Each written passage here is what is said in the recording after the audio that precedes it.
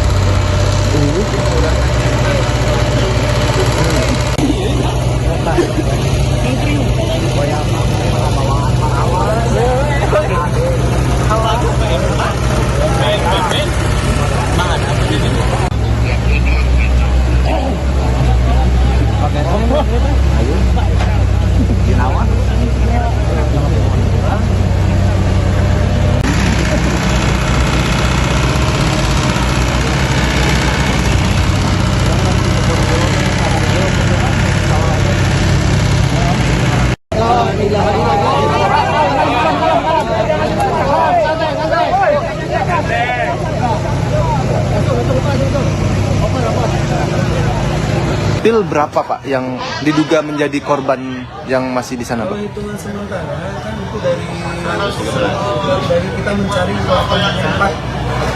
Kita mencari 84. Oke. Berarti yang 103 sudah teridentifikasi, berarti sipil dari 84 berapa Pak? 25 nya. Oke, kalau dari Polda itu kan 105 totalnya, 80 sekian dari Kan 113. ya. Sebanyak 25 kantong jenazah korban longsor di Desa Pasir Langu, Kecamatan Cisarua, Kabupaten Bandung Barat, Jawa Barat telah diserahkan tim SAR gabungan ke tim DVI untuk proses identifikasi per Minggu 25 Januari 2026. Adapun tim SAR kembali melanjutkan proses pencarian pada hari ketiga, Senin 26 Januari. Sementara itu, posko pengungsian saat ini diisi oleh mayoritas perempuan, anak-anak, lansia, serta ibu hamil. Dilaporkan beberapa dari mereka mengalami trauma akibat kejadian longsor ini.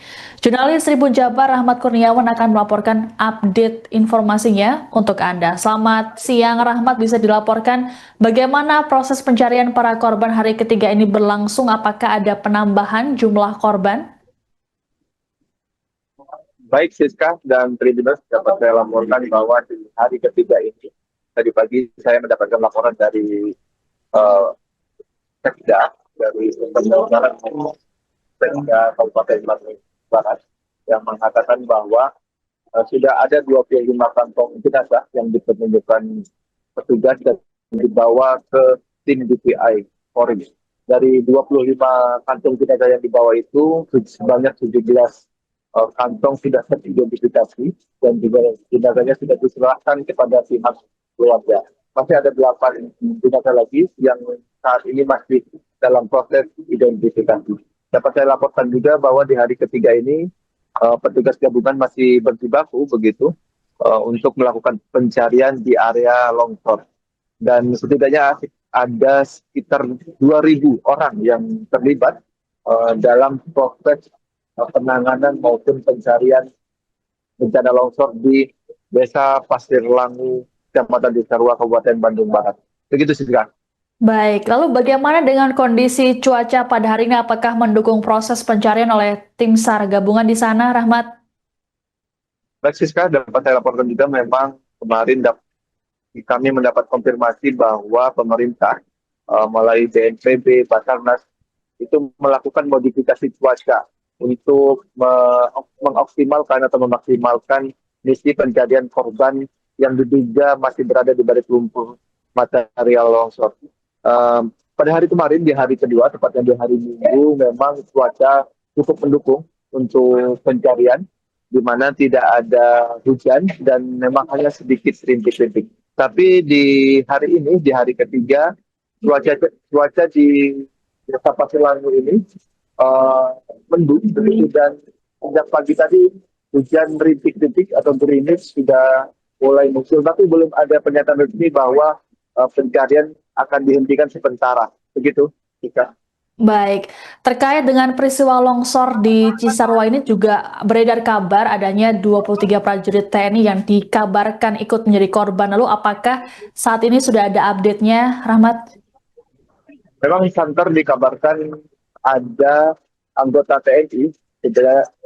Informasi yang beredar itu ada 23 personil TNI yang dikabarkan ikut tertimbun longsor di Cisarua ini. Namun kami sejauh ini dari posko utama di kantor Desa Pasir Langu ini belum ada pernyataan resmi terkait hal tersebut.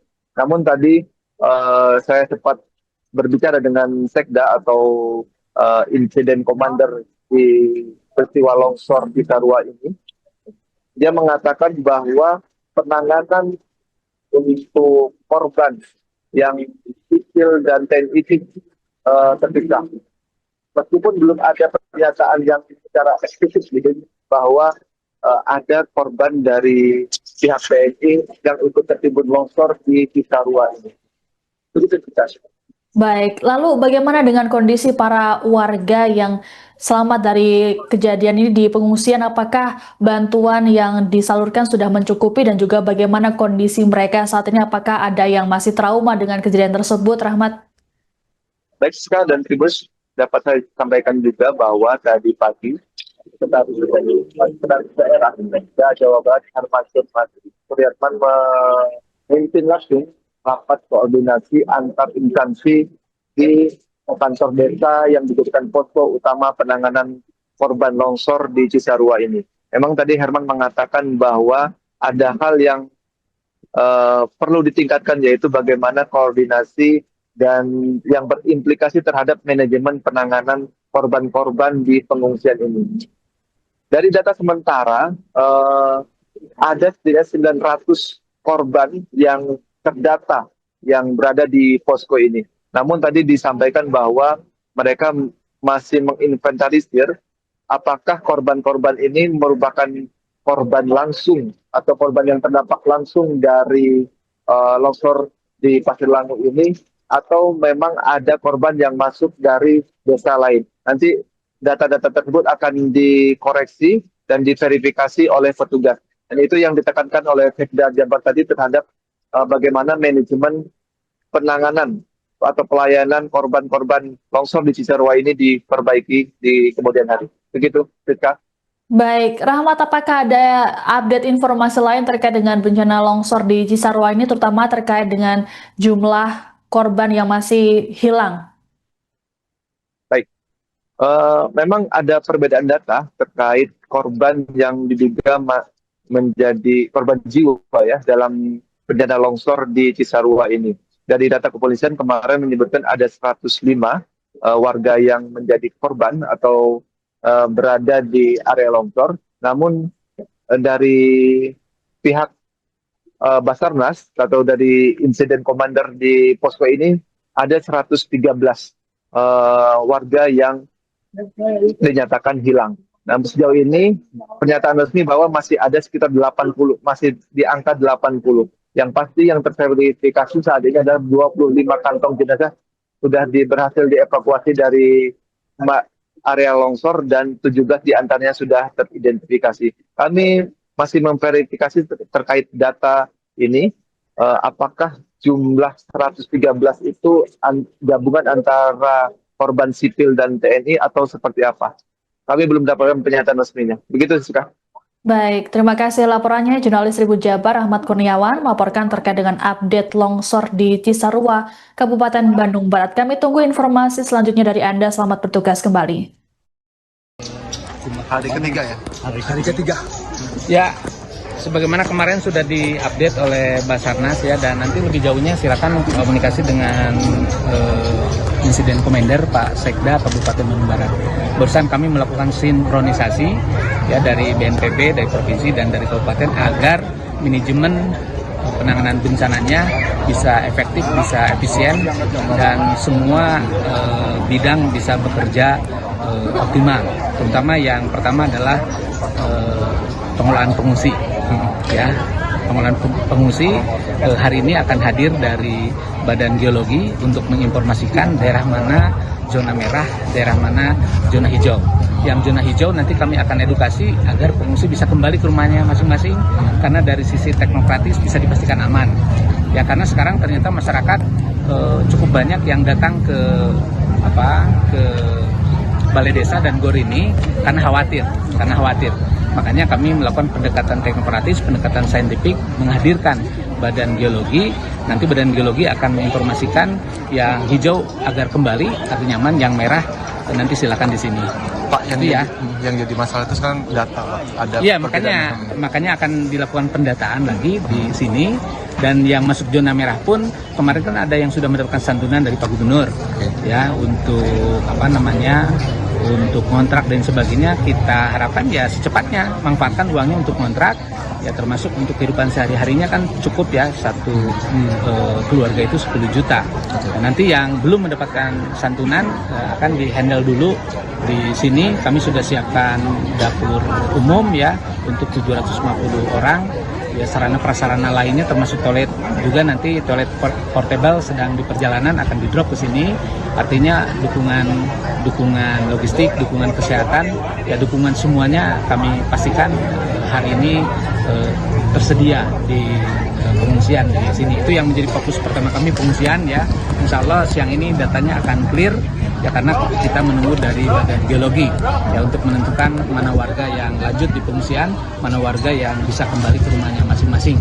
Yang di pengungsian juga nanti dibagi dua ya, tadi warga yang sudah mendapatkan santunan ya, diharapkan bisa tinggal bersama keluarga, bisa kontrak.